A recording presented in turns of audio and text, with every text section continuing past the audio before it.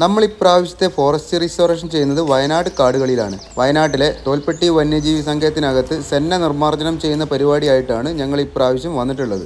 വയനാട്ടിൽ നമ്മൾ മുൻപേയും forest restoration ചെയ്തിട്ടുണ്ട്. അത് നമ്മൾ ചെറിയ ചെടികളായിരുന്നു, കമ്മ്യൂണിസ്റ്റ് അപ്പ ലെൻഡാന പോലത്തെ ചെറിയ ചെടികളായിരുന്നു. ഇപ്പോൾ നമുക്ക് നിർമ്മാർജ്ജനം ചെയ്യാനുള്ളത് സെന്നയാണ്. സെന്ന എന്ന് പറഞ്ഞ ചെടി നിങ്ങളൊക്കെ കണ്ടിട്ടുണ്ടാവും.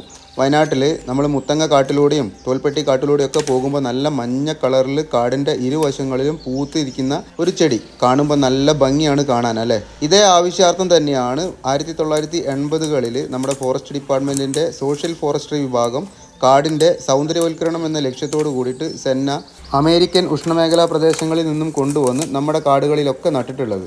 നമ്മുടെ കാടുകളിൽ മാത്രമല്ല കേട്ടോ, സൗത്ത് ഇന്ത്യയിലെ കാടുകളിൽ, ഇന്ത്യക്ക് പുറത്ത് മറ്റ് രാജ്യങ്ങളിലൊക്കെ ഈ സെന്ന ഇതേ ആവശ്യാർത്ഥം നട്ടിട്ടുണ്ട്. പക്ഷേ അവിടെയൊക്കെ ഇതേ വിപത്ത് തന്നെയാണ് ഉണ്ടായിട്ടുള്ളത്. നമുക്ക് നോക്കുമ്പോൾ നല്ല പച്ചപ്പുള്ള കാടായിട്ട് നമ്മളെ കാടൊക്കെ തോന്നും. പക്ഷേ നമ്മുടെ കാടുകളൊക്കെ ശരിക്കും പറയുകയാണെങ്കിൽ ഗ്രീൻ ഡെസേർട്ട് ആയിരിക്കുകയാണ്, പച്ച മരുഭൂമി ആയിരിക്കുകയാണ്.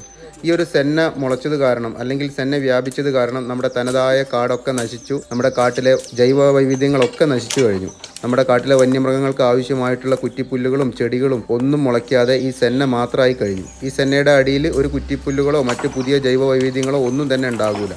അതുകൊണ്ട് തന്നെ നമ്മുടെ കാട്ടിലെ വന്യമൃഗങ്ങളൊക്കെ നമ്മുടെ കാട് വിട്ട് ജനവാസ മേഖലകളിലൊക്കെ ഇറങ്ങുന്ന വാർത്ത സ്ഥിരമായിരിക്കുകയാണ്.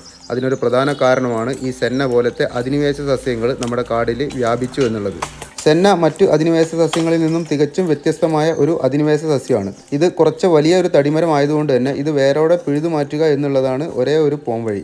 അല്ലെങ്കിൽ നമ്മളിത് മുറിച്ചു മാറ്റിക്കഴിഞ്ഞാൽ ഇത് വീണ്ടും പുതിയ ശിഖരങ്ങളായിട്ട് ഒരുപാട് ഉണ്ടായി മാറും. അതുകൊണ്ട് തന്നെ നമ്മൾ മുറിച്ചു മാറ്റിയിട്ട് ബാക്കി വരുന്ന സ്റ്റെം, അതിൻ്റെ തൊലി ചെത്തിക്കളയുക എന്നുള്ളത് മറ്റൊരു മാർഗം കൂടിയാണ്.